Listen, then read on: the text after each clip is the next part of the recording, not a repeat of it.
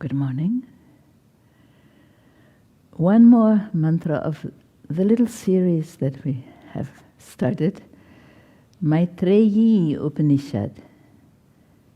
It is chapter 2, number 7. Maitreyi was a lady, and it is one of the very respected, kind of ancient Upanishads. Let us chant it first and then see.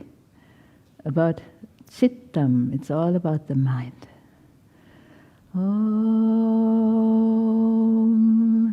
Samasaktam Yada Chittam Samasaktam Yada Chittam Jantor Vishaya Gocharam Jantor Vishaya Gocharam Yadyevam brahmani syat tat Yadyevam brahmani syat tat Ko namuchyeta bandhanat Ko namuchyeta bandhanat. And I'll show again. Samasaktam yada chittam Samasaktam yada chittam Jantor vishaya gocharam Jantor vishaya gocharam Yadyevam brahmani syat tat Yadyevam brahmani syat tat Ko namuchyeta bandhanat Ko namuchyeta bandhanat. And the third time together. Samasaktam yada chittam Jantor vishaya gocharam Yadyevam brahmani syat tat Ko namuchyeta bandhanat Ko namuchyeta bandhanat. So, Chittam, the mind, and it says something about the mind of all beings. We may not generally think about the mind in that way, that there are so many common qualities and facts about all beings' mind. But these teachings are about that. Let us see. Samasaktam. It is a sam and a and then saktam. Two prefixes. From sanj, to be attached. Completely attached. In all ways attached or absorbed in something. Yada, when. Word order, of course, we adjust it for English. Chittam, the mind. When the mind is completely attached or absorbed in. Jantor is jantoho, the mind of any person. Janto, any being. Vishaya gocharam. Vishaya, attached where? Gochara, constantly involved with, constantly moving in. Chara is to move. Vishaya, they call them objects of the senses. And when you think about it, there's nothing out there that's not an object of senses. And when your mind gets identified, too much attached to any one of them, then those objects enter your mind and make it, material thinking, because you're thinking about things. So Vishaya Gochara is first out and then in, and they all go together.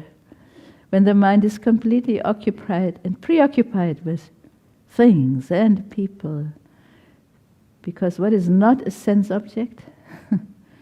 If you can't see far enough, you take a telescope, it's still your senses, enhanced senses that can look out now for 13 billion light years out there, or inside the atom and between the quantums and particles with powerful microscopes, who knows? Some of it you can't see yet, but you will see. With the senses. So nothing is exempt from being a sense object, but they mean, those that we are attracted to, then we lose ourselves sometimes. So the mind gets lost. And then it says, yadi, if.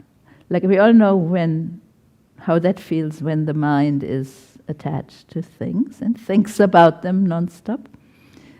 If, evam, in the same way, to the same degree, you might say, tat, that mind of ours, syat, could be, brahmani, instead of vishaya, but brahmani, asaktam, you might add, if it could be attached to the same degree to the supreme consciousness. Brahman is the absolute, it is the source of everything, the final goal of everything, that which is pervading right now.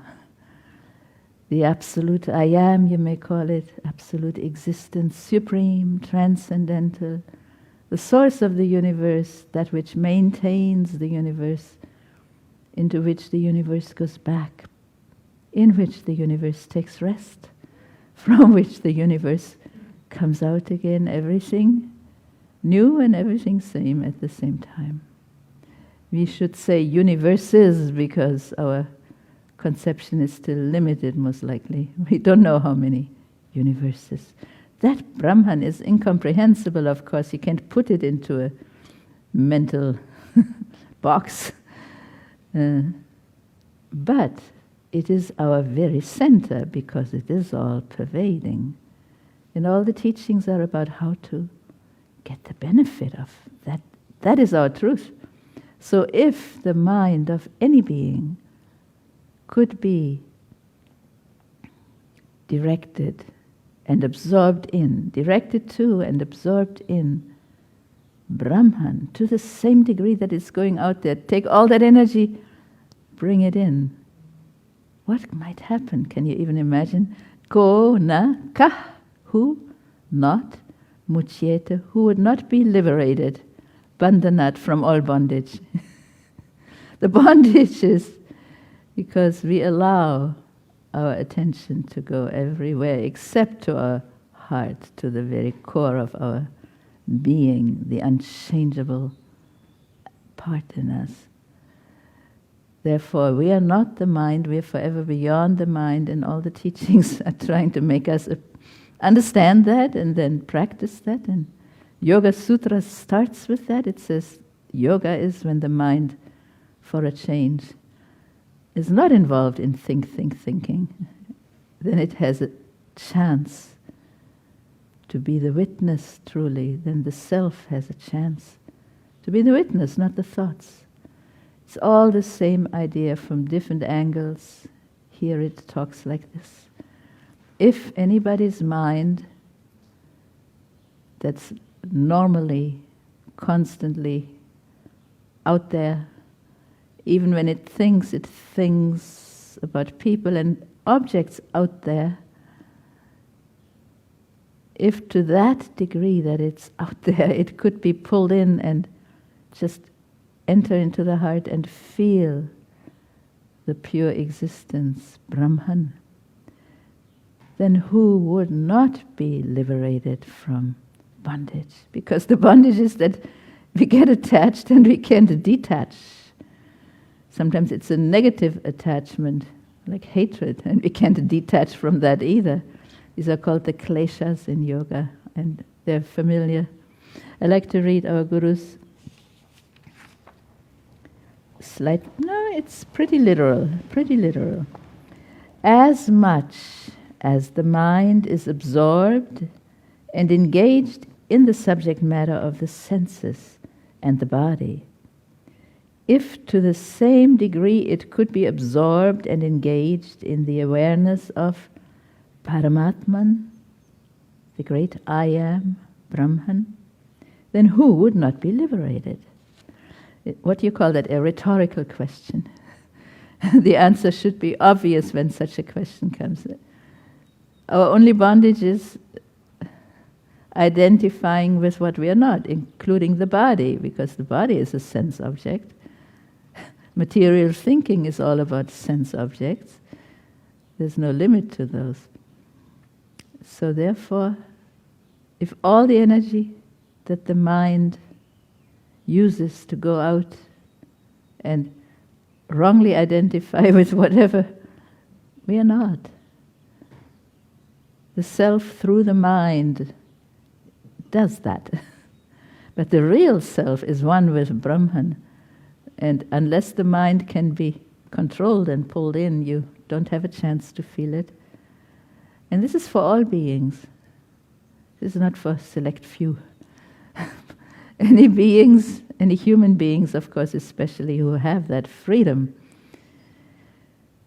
Any human beings that want to put their attention onto their very heart and soul, find out who we are in this body-mind universe. Anybody can, and who will not be liberated, because that's all that's needed, it says. Om Shanti, let's chant it. It's simpler in Sanskrit. Samasaktam yadachittam jantor vishaya gocharam yadyevam brahmani syat tat ko namuchyeta bandhanat. Samasaktam yadachittam samasaktam yadachittam jantor vishaya gocharam jantor vishaya gocharam yadyevam brahmani syat tat yadyevam brahmani syat tat ko namuchyeta bandhanat ko namuchyeta bandhanat. Trying to show once more the literal meaning. When the mind of a person is completely attached to, absorbed in, preoccupied with Vishaya Gocharam, attached and moving with the sense objects around us. So that was a when. And then it is a little difficult in English. Let's keep that in mind. And then it says, if to the same degree, evam, that mind, tat, could be absorbed in Brahman, who would not be liberated from bondage. Freedom is a sweet thing, but it's our own. We do have that freedom to choose. Every moment of life we have freedom to choose to go towards bondage, or more freedom. But one needs to live in the moment. This cannot be done in the past, it cannot be done in the future, it cannot be done anywhere else except in the here and now. That's where our freedom is. So it's true, otherwise there isn't much freedom. So, samasaktam yadachitam. One more chanting. Samasaktam yadachitam jantor vishaya gocharam yadyevam brahmani syat tat ko namuchyeta bandhanat ko namuchyeta bandhanat. Conclusion, I cannot be different from anybody else. We are all made of the same elements. We all have had our infinitely many past lives that are now in our subconscious, unconscious, and create their own bondage constantly if we let that happen. And if we can take our attention and bring it into the heart and meditate just on being, not wishing. There's desires, there's anxieties, there's all these things that are making bondage. And we are no different from anybody else. It says, tell me, who would not be liberated if they could take the whole thinking substance? Every time it goes out there, wants to pull you down and out, bring it back. That's the tedious discipline involved, but it is rewarding, not tedious. Om Shanti. Om Shanti, Shanti, Shanti. Ko namuchyeta bandhanara.